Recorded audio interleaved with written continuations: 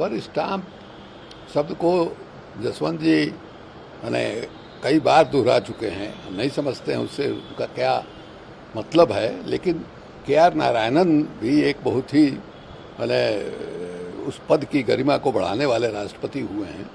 उन्होंने भी अपने बारे में कहा था कि मैं कोई रबड़ स्टाम्प नहीं हूँ।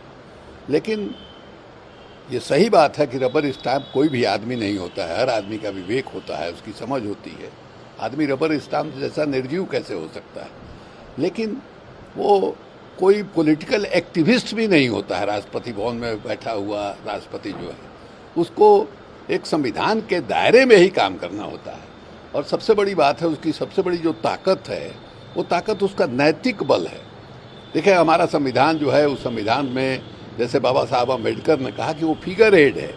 ये भी कहा गया है कि जैसे इंग्लैंड में राजा या रानी होते हैं, उनको जिस तरह से एक प्रतीक के रूप में वो माना गया है, उसी तरह से हमारे यहाँ राष्ट्रपति को भी माना गया है। लेकिन ऐसे मौके भी आए हैं जब राष्ट्रपति और जो मंत्रिमंडल है उसमें डिफरेंस ऑफ ओपिनियन हुआ है। लेकिन वैसी हालत में अगर राष्ट्रपति जो है, कोई प्रस्ताव उसके सामने आया, कोई बिल उसके सामने आया, उसको लौटा देता है पुनर्विचार के लिए और उसमें बगैर किसी संशोधन के बिल पुनः वापस जो है राष्ट्रपति के पास जाता है, तो संविधान का कंपल्सन है कि उनको उसको अप्रूव करना पड़ता है। ये उसमें बिल्कुल साफ है। इसलिए बार बार जो है जसवंत जी जो कह रहे हैं रबर स्टाम्प, वो हम बहुत अच्छे सेंस में हम उसको ग्रहण नहीं कर पा रहे हैं। और उनको यह भी ध्यान रखना चाहिए कि वो मैंने पहले कंसीडर वाले उम्मीदवार नहीं है, तीन लोग जो है खारिज कर चुके प्रपोजल, उसके बाद उनको मिला है। इसलिए इस तरह का बार बार कहना हमको उस पद की मैंने लगता है कि जैसे गरिमा को थोड़ा वो धूमिल हो रहा है इस बार।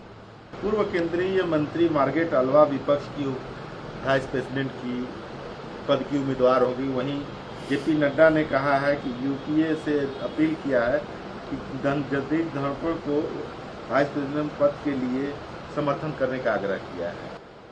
देखिए, धनखड़ साहब को जब वो बंगाल के गवर्नर हुए हैं तब से उन पर देश की नज़र गई है। उसके पहले वो जनता दल से मैंने बीपी सिंह के कैबिनेट में मिनिस्टर भी रह चुके हैं, राजस्थान में वो विधायक भी रह चुके हैं। लेकिन कभी उनका पॉलिटिकल पर्सनालिटी ऐसा नहीं रहा कि देश की नज़र उन पर जाए।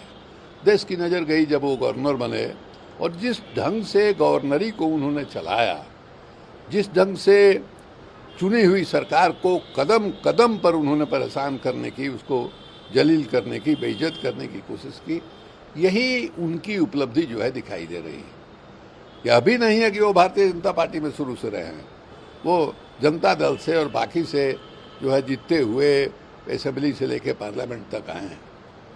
जहाँ तक मार्गरेट अल्वा का सवाल है, मार्गरेट अल्वा शुरू से ही वो कांग्रेस पार्टी के अंदर रहीं, वो भी वकील हैं, वहाँ भी कर्नाटक के हाई कोर्ट में उन्होंने वकालत किया। उसके बाद जो है वो एक्टिव हुई यहाँ क्या नाम है राजनीति में, और 5 बार 6 बार जो है वो राज्यसभा की सदस्य रही। आप ये भी देखिएगा अनुभव के मामले में तो कहीं धनखड़ जी उनके पासंग के बराबर नहीं ठहरते, इसलिए कि एक जगह नहीं, गुजरात की गवर्नर बनी, राजस्थान की गवर्नर बनी, गोवा की गवर्नर बनी, उत्तराखंड की गवर्नर बनी। इस तरह से वो उनका तजुर्बा जो है सांसद के रूप में भी और राज्यपाल के रूप में भी कहीं ज़्यादा समृद्ध है बनिस्बत धनखड़ साहब के। इसलिए ये जो उम्मीदवार बनाया गया है ये बहुत ही अच्छी उम्मीदवार हैं, और नतीजा क्या होगा ये भी सब लोग जानते हैं, क्योंकि जो वोटर हैं किसका कितना वोट है यह भी बिल्कुल स्पष्ट है। लेकिन प्रतीकात्मक रूप से ही सही उम्मीदवार का जो चयन है, और पहला चॉइस जो है इनका रहा है मार्गरेट अल्वा जी का, और सब लोगों ने उसको कबूल किया। हम उनके जीत की कामना करते हैं। पीएम को सर्वदलीय बैठक में आना चाहिए था, लेकिन हमें बताया गया कि उनका कार्यक्रम व्यस्त है। बीजेपी ने जाट वोटर जैसे राजनीतिक लाभ के लिए जगदीप धनखड़ को नामित किया है, क्योंकि राजस्थान में चुनाव है। हमें उनकी उम्मीदवारी से कोई समस्या नहीं है। AR चौधरी कांग्रेस के, अधीर रंजन चौधरी ने ये बात कही। इसमें क्या मैंने एक ही बात होगी, लेकिन एक परंपरा रहा है कि जब भी सदन की शुरुआत होती है प्राइम मिनिस्टर जो है सर्वदलीय एक बैठक बुलाते हैं, सदन की कार्रवाई ठीक ठाक ढंग से चले इस पर एक चर्चा होती है। हमको भी उस बैठकों में शामिल होने का मौका मिला है जब हम राज्यसभा में थे। तो प्राइम मिनिस्टर को सर्वदलीय बैठक अटेंड नहीं करना ये माने परंपरा के अनुकूल जो है वो नहीं है। ठीक है, उनके कैंडिडेट हैं, ऑपोजिशन को उससे क्या प्रॉब्लम होगा। तो इन्होंने जो कहा है ठीक ही कहा है। कोई भी तेलंगाना आकर सीख सकता है और फिर वापस जा सकता है, लेकिन क्या राहुल गांधी भारत में भी हैं? वह यहाँ आ सकते हैं, सीख सकते हैं और इसे अपने निवारण क्षेत्र में वापस जा कर के ले जा सकते हैं। पूरा देश सोच रहा है कि वह अभी कहाँ है। ये कविता है TRS के MLC, उन्होंने कटाक्ष किया है राहुल गांधी को। अब पता नहीं पूरा देश सोच रहा है कि नहीं सोच रहा है, लेकिन कविता जी के दिमाग में ये बात तो है कि राहुल जी कहाँ हैं। हमको तो ये अभी ध्यान नहीं था कि राहुल जी कहाँ हैं।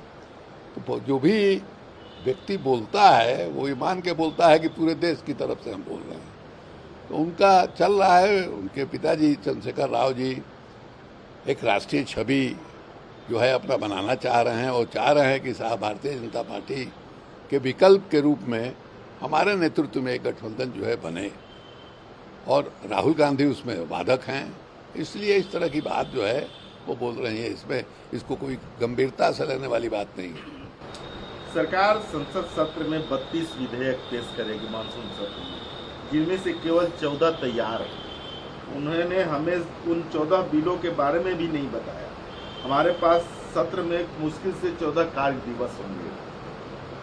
हमें 20 विषयों पर चर्चा करनी है और 32 बिल पास करने हैं। चीनी घुसपैठ, विदेश नीति, जम्मू कश्मीर, कश्मीरी पंडितों से संबंधित मुद्दों, कांग्रेस नेताओं के खिलाफ हमले सहित मुद्दों पर चर्चा की जानी है। मल्लिकार्जुन खड़गे ने यह सवाल करें।